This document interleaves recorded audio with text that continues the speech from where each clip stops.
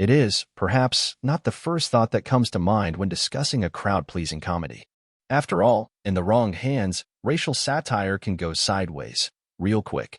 Jokes can land with a thunderous, cringe-inducing thud, if there are any real jokes in the first place and not just pointed, if tired and obvious, observations.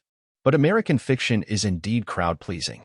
So far, the film, based on Percival Everett's darkly comic 2001 novel Erasure, has won the People's Choice Award at the Toronto International Film Festival and was the runner-up for the SCAD Savannah Film Festival's Audience Award, and has received Best Picture nominations from the Golden Globes, Film Independent Spirit Awards, and Critics' Choice Awards, along with major accolades from a handful of other festivals across the country.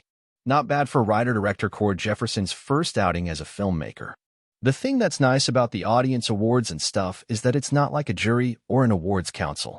It's just people who like to go to the movies. It's just people who are fans of cinema, Jefferson says a few days after accepting SCAD's Breakthrough Director Award. It's really nice to know that there's an audience for this, because a lot of people turned this movie down. Ironically, or fittingly, the struggles to get American Fiction made mirror some of the themes of Everett's novel, which Jefferson recalls first reading and thinking felt like somebody had sat down to write Cord Jefferson a book personally. It deals with a bunch of stuff, but one of the themes is how the expectations for Black creatives is such that if you want to write something that's, quote, important and prestigious for Black people, then there's a very limited scope of what it can be about. So that includes slavery, inner-city poverty, civil rights abuses, violence, drug dealing, Jefferson explains. And Everett's wondering, why are these the only things that people see as being Black life? Why is anything that doesn't resemble these kinds of standard stories not considered Black enough? American Fiction explores those questions through acerbic protagonist Thelonious Monk Ellison, Jeffrey Wright. A once moderately successful writer treading water as an English professor, Monk's literary glory days are seemingly far behind him. Until, out of exasperation, he writes what he knows everyone wants from a Black writer, a brutal, cliched trudge through inner-city life. It's all meant as a joke. In fact, he doesn't even want his real name attached to the story, so he writes it under the pseudonym Stagg R. Lee.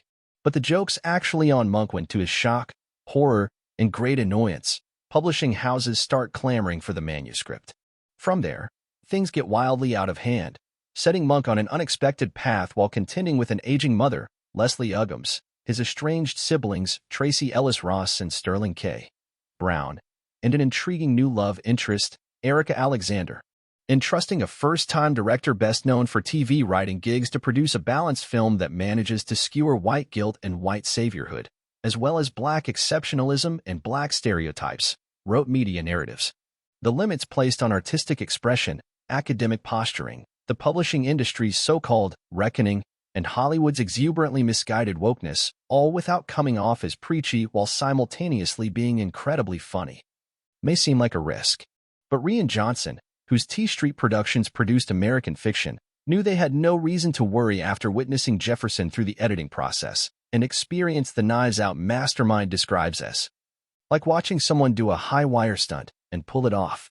Especially for a first film, it's a very intricate, complicated movie in terms of tone, he says. It's balancing a lot of things. It's balancing the family drama, it's balancing genuine drama, it's balancing comedy of different amounts of broadness. It's got a meta element woven through it. It's a complex stew. And packaging all that into a thoroughly entertaining movie is, he adds, the real magic trick. An Emmy winner for writing on HBO's acclaimed limited series Watchmen, Jefferson had never directed a movie before. He had never even written a film script by himself before. But while working on Master of None in 2016, that show's creator, Aziz Ansari, put a little creative bug in Jefferson's ear.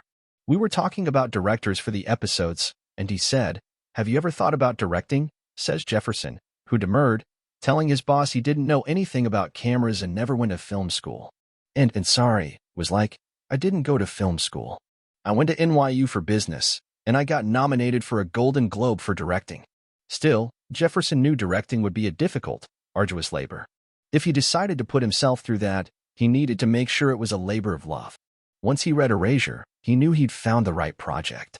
In adapting Everett's novel, Jefferson was determined to maintain what he loved about it in the first place. That said, he made changes during the adaptation process, omitting characters and storylines, adding an encounter he had craved in the book that went unrealized, and lightening the tone to make room for the expansive language of cinema. There's a certain textual playfulness from the book, Jefferson explains. There's some experimentation and some surreality in the book. So I wanted to find a way to cut some stuff to the bone in order to give us some time for the film, but also maintain that kind of weird spirit that the novel, and basically all of Percival's novels, have.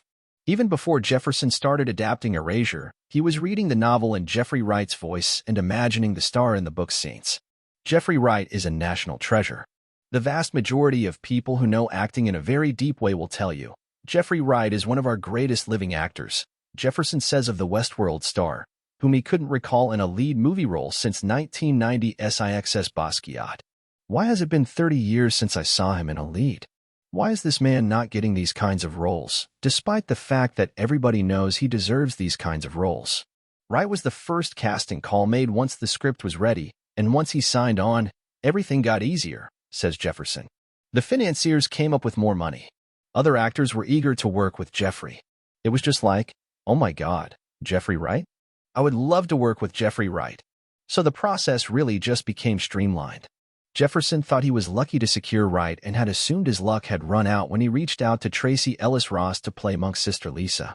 But then she too signed on, and so did Sterling K. Brown as his brother Cliff, and Issa Rae as rival author Sintara Golden, and the great Leslie Uggams as Monk's mother, Agnes. Jefferson felt as if he had accumulated this crazy embarrassment of riches. Or as Johnson puts it, every single person in it is just stone-cold amazing. Sterling, Issa, and Tracy, all of them. I'm thrilled when they pop up. You get that kind of combination together, and that's the golden ticket in terms of casting.